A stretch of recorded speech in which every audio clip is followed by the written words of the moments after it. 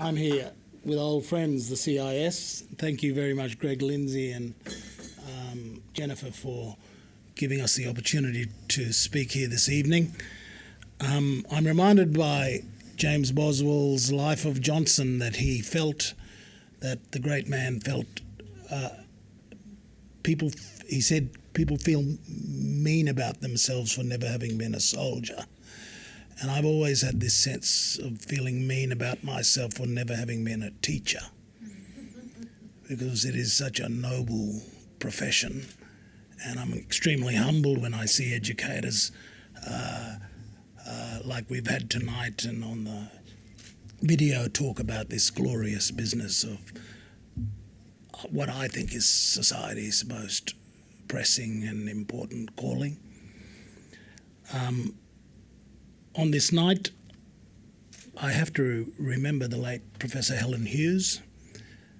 I spent a year in 2012 in the trenches of cancer treatment.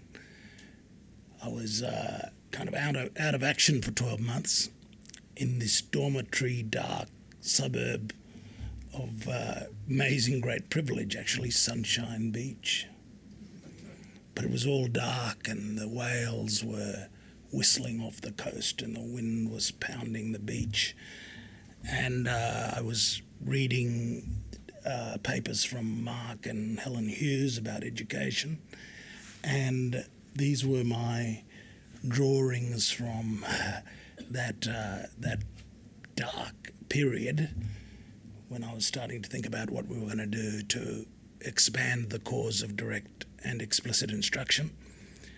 I was under the hammer from the Sydney Morning Herald, 12 months out of circulation, but they were determined to paint Saint Noel as the devil incarnate, notwithstanding my withdrawal from public life by no choice of my own.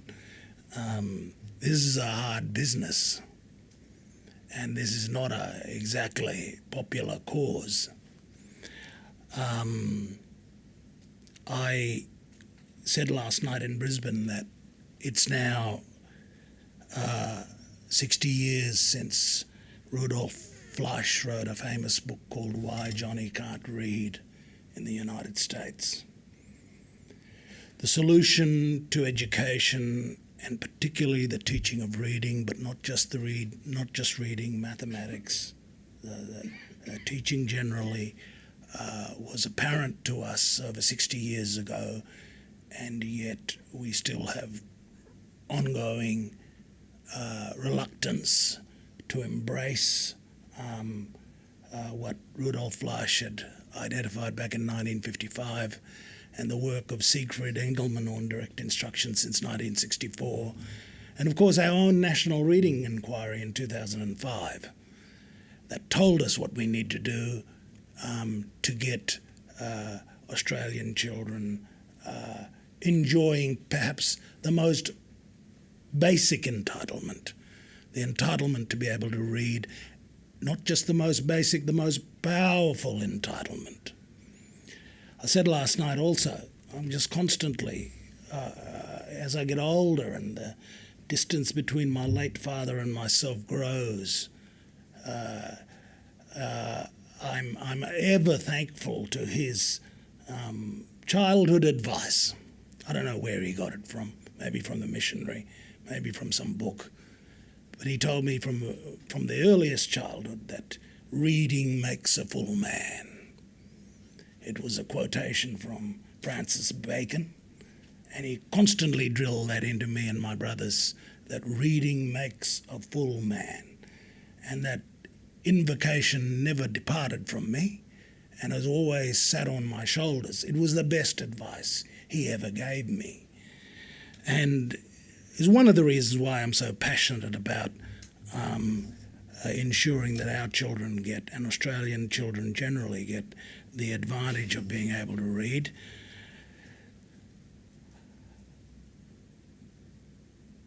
I want to make one point about how do we improve Australian schools and the performance of Australian classrooms, and make the point that there's a lot of talk about teacher quality. And I think what's lost in the debate about teacher quality is teaching quality. We can in fact lift Australian schools without a massive change in the noun. We can lift Australian schools if we get the verb going. And in fact, the noun will follow the verb. If we get the pedagogy right, if we get the teaching right, the teacher will develop. And that has been the story of our own academy. There need be no magical transformation in the quality of teachers. We need to focus on the importance of pedagogy and teaching. We will get the largest return and the quickest return once we understand that we've got to get the teaching right. And the inventor of direct instructions, Siegfried Engelmann, developed in the very early days an operating principle of direct instruction when he said, if the student has not learned, the teacher has not taught. And you think about that phrase. It is the ultimate accountability. We can talk all we like about school accountability and the accountability of educators and education systems, but Engelmann's starting point was that if the student has not learned, the teacher has not taught. And there's a further point that I want to make about direct instruction is, and this is often not at all well understood in relation to the direct instruction program. This is the big DI program. Is that at the micro level, of pedagogical practice, it can seem as if there's a lot of practice, a lot of repetition, a lot of embedding and memorization and embedding in long-term memory. But when you take the zoom lens out and you look at the program in the macro, there's in fact a sophisticated instructional design. And this is not a program about rote learning everything. The instructional design actually is all about exposing children to examples, getting them to learn the logical rules and make the deductions and inferences, and then extrapolating them to new examples, generalizing those rules. So one of the misconceptions when you observe a direct instruction classroom in progress, when you're looking at the micro of pedagogical practice, you lose the overall picture that as the lessons proceed throughout the program, a very sophisticated instructional design is at work, where children are being exposed to examples and then they're able to generalize to completely novel examples. At its most basic, you learn the rule blue, blue smoke, blue car, blue pen, blue cup, blue water, and all of a sudden the novel alien comes through the door, blue alien. And of course, the program in its latter years starts to get extremely sophisticated. All of the pieces start to come together and children are able to logically discern higher order patterns. So at first blush, it might seem like a rote learning program. There's a lot of practice and returning to the material that's been taught in previous lessons. But in the macro design of the instructional programs, this is a very sophisticated and extremely well-designed program that is about equipping children with the logical rules so that they can eventually discern very complex patterns and generalize from the rules that they've learned. I want to say something about higher expectations. And I'm in a very combative discourse with my colleague, Dr. Chris Sara, in relation to this whole question of direct instruction. I think he knows very little about it. I don't know that he's ever been in a classroom where direct instruction has ever been taught. But I'm in furious agreement with his call for higher expectations in Indigenous education in particular. Furious agreement, complete alignment. There's been too many decades of low expectations. And if Sara has done anything, it has been to underscore the critical importance of holding high expectations for disadvantaged kids and Indigenous kids in particular. Where I part ways with Chris is that it is one thing to have high expectations of a student, but it is the teacher's duty to furnish that student with the means to meet those expectations. To my mind, it is completely cruel to have high expectations of a child and then not give them the means to meet those expectations. If you don't give them the means to read successfully and to perform mathematics successfully, then you've set up a cruel expectation. You said these Aboriginal kids should be able to perform the same as the kids at Blue Haven or Broadbeach State School, but you haven't furnished them with the means to meet those expectations. And meeting those expectations is a question of pedagogy. It is not a question of self-esteem or racial pride.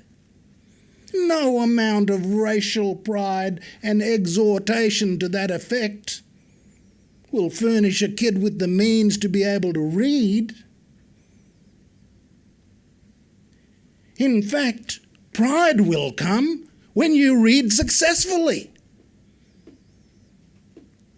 It is achievement and hard work that is the wellspring of pride and esteem.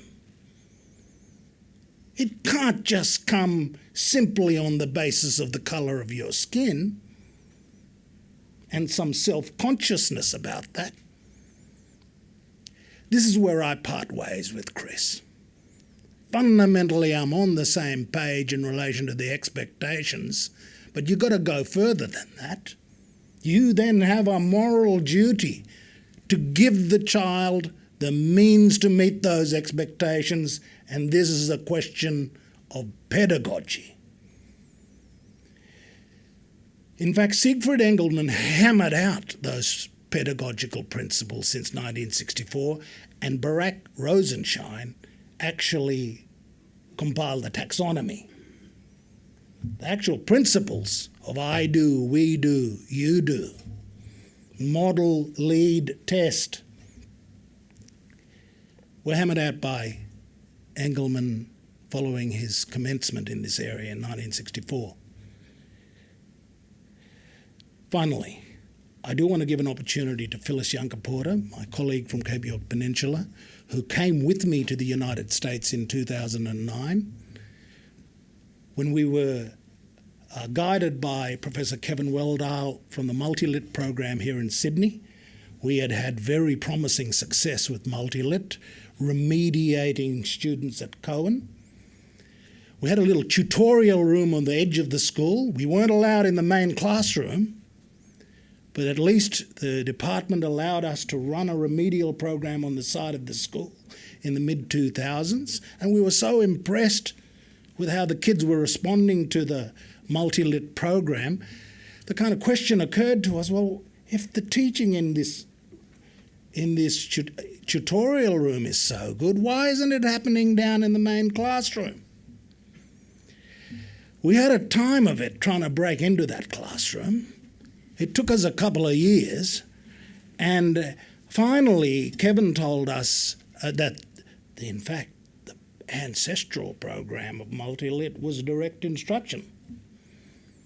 So we went to the United States with the support of the Vincent Fairfax Foundation, and we saw direct instruction in African American classrooms in Atlanta and in Oregon, and we were completely persuaded.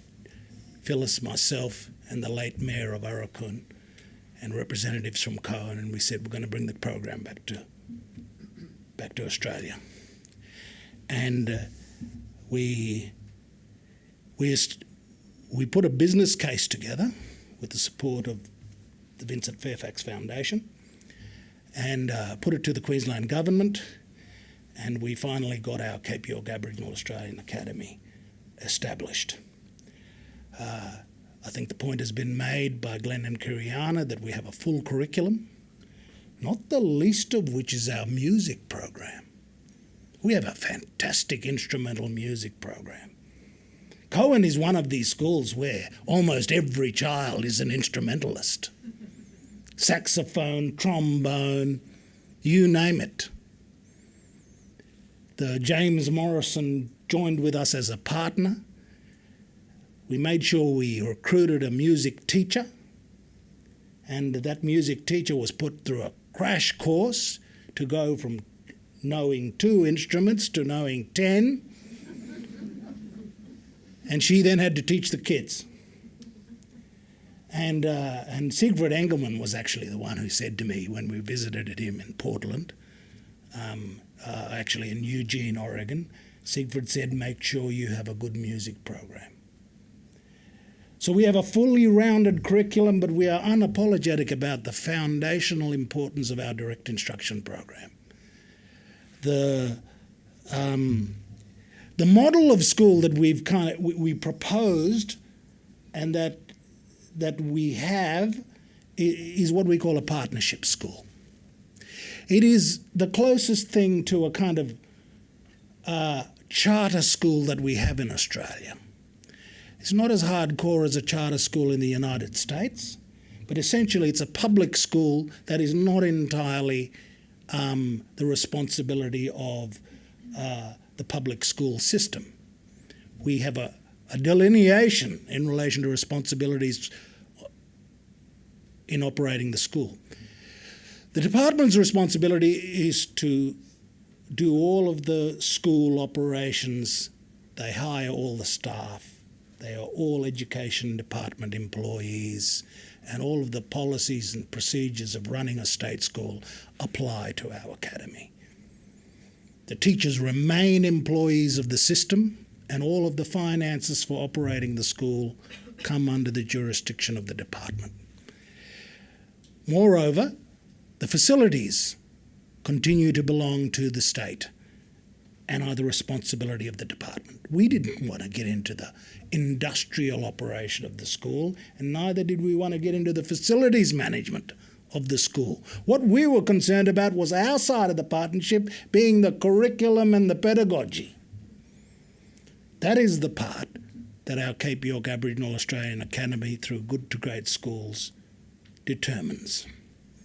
And we determined that direct instruction and explicit direct instruction were the prescribed curricula for our schools, and where the direct instruction program wasn't available off the shelf, we developed our own curriculum materials for our culture and club programs. And those are constantly under development and refinement. That is the nature of the partnership. The department employs the teachers and runs the schools and administers the budget. And we take care of the curriculum and the pedagogy. It seemed to me that this is the optimal model for us to spread school reform without going back to the old story when, prior to us being involved, the whole scene abjured any kind of effective instruction in relation to reading, mathematics, anything. Cohen had a very high rate of attendance. We had worked with that community through the 2000s. So the problem of underachievement at Cohen wasn't a result of the children not turning up. The great injustice that was going on was the kids were turning up and they were not being taught. We had to get in there and change the teaching supply. We had strong and developing learning demand, but completely unjust teaching supply. And the situation did not change until we changed the governance of the school.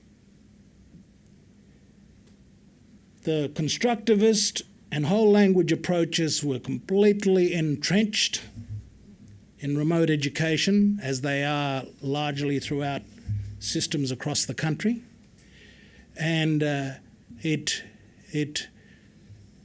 strong objective of our academy was to say, well, you know, this is not about ideology, this is about the evidence. Fortuitously, John Hattie's Visible Learning came out about the same time that we started the academy. And plainly the evidence was there in favour of direct instruction. And so we've been very pleased with the journey that we've had at Cohen and Hopevale. But I want to acknowledge, before I bring Phyllis up here, Phyllis, if you could come up, I want to acknowledge Con Kalos, who was the principal at Aurukun last year, and because what has gone on at Aurukun is a complete travesty, where the actions of the Queensland government have really destroyed 5 years of work. The actions of the Queensland government have destroyed 5 years of work. And you know, the great tragedy, and they're not even aware of it. They know not what they have done.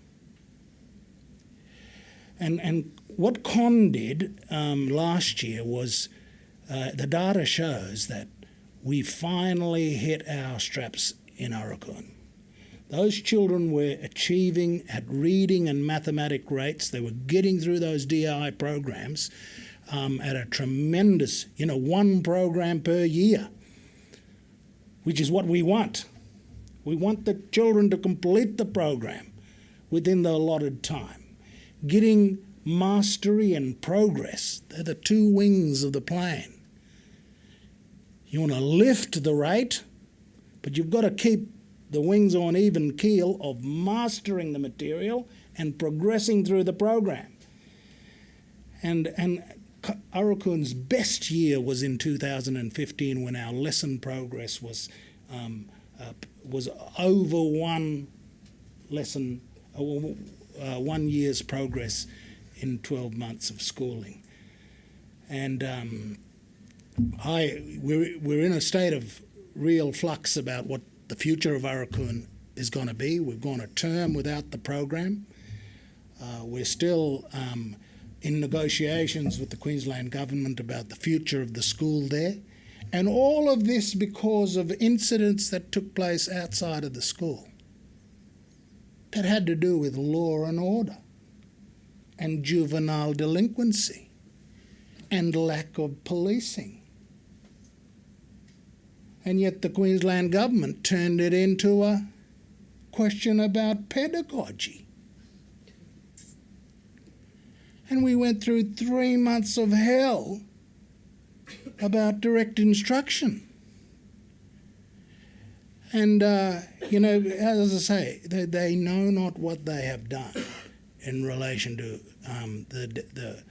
the complete unravelling that's taken place, particularly in relation to the work that a succession of principals like Con Kalos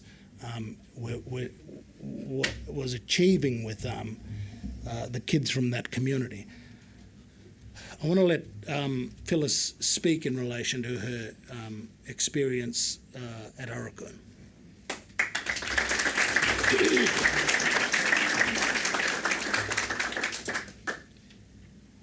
Ayang nampungat Phyllis yang kapota ngai Aurukun an palwampungan Ngai kan kon ngam pek akin punchin akin palan wampin. Ngai inen kan kwa ang pukmani Aurukun skolan a direct instruction and mayin. Hello, my name is Phyllis Yankapota. I come from Aurukun. I acknowledge traditional owners of this land I stand on. I would like to talk about the Aurukun school and of how DI was taken from my weak children. It certainly was a deprivation of my children at Aurukun by the Queensland government taking direct instruction away, I must say that. We had a partnership with Cape York Academy, with Education Queensland. My heart is torn at what has happened. I see my little children. They have been deprived of their education. And in today's age, we really want our Aboriginal children to have an education that can pretty much see them with qualifications and a profession in life. And for the good people like Con Kalos and his wife that have done so much for Aurukun, and with the Cape York Academy team, with my brother Noel here, especially putting that in place. And having invited me and the late mayor to go to the States when I was the deputy mayor, we brought direct instruction into the Aurukun school. And on implementing it into the Aurukun school, we could see changes when we first introduced direct instruction into the classrooms. Because at first, a family member that worked in the school had said to me that same year, in year 2010, that why bring in another program when we already have an education system in place? I didn't say anything. I left it at that because several months later the same person came to me and said, "Oh, Sissy, I can see a change in my grandchild who's in grade 3. She's now reading a book fluently." So the skepticism people had at the first instant, they had to experience for themselves to see the change in their child.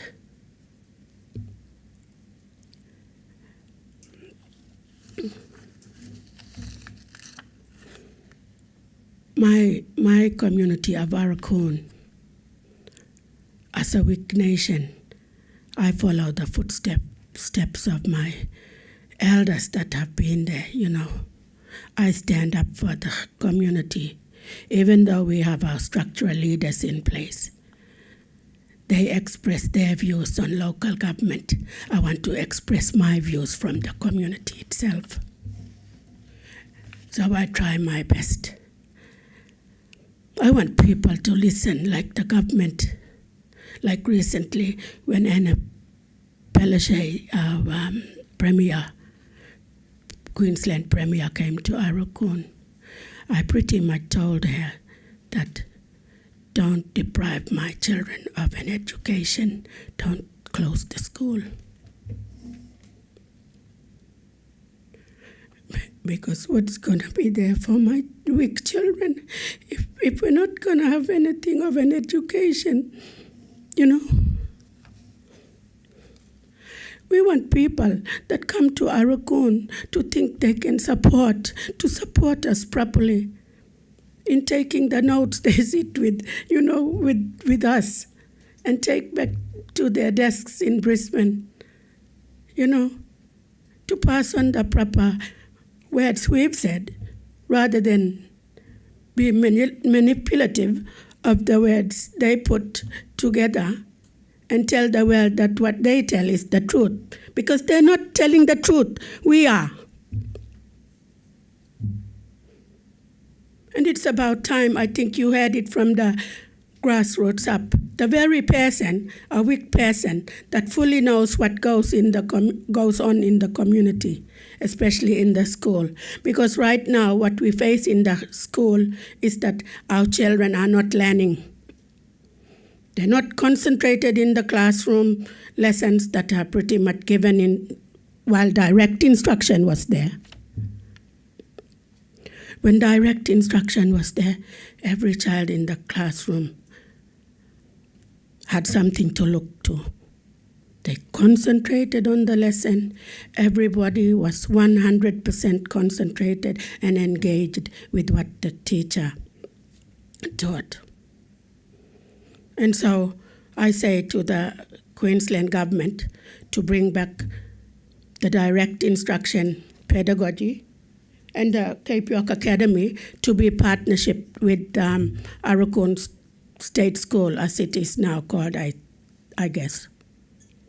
This is how disappointed I am today, how sad and torn in my heart I am for my weak children. Because if they're not going to have an education today, what's there for the future? It simply means that they've now created more disengaged youth in the near future.